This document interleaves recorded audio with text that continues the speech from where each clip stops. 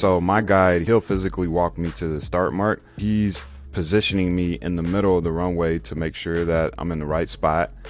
Then he'll start to clap and yell, fly, fly, fly, fly, as loud as he can. So that gives me the auditory cues. And from there, it's me listening to his voice, counting my strides. And it takes me 16.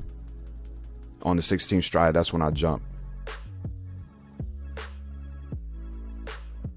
So it was in and out of the hospital for the entire time that I was 8 years old. And that year alone, I had 10 operations to try to fix the issue.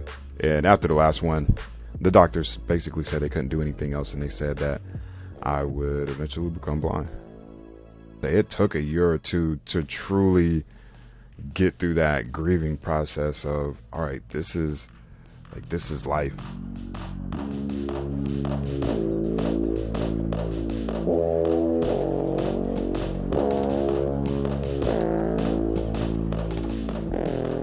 Even though I've been on the podium multiple times, it certainly never gets old. And when I'm training and thinking about those opportunities, I literally just try to train as if I'm still that 16, 17-year-old kid who literally just found out about the sport, and you're really hungry at that time. You really want it.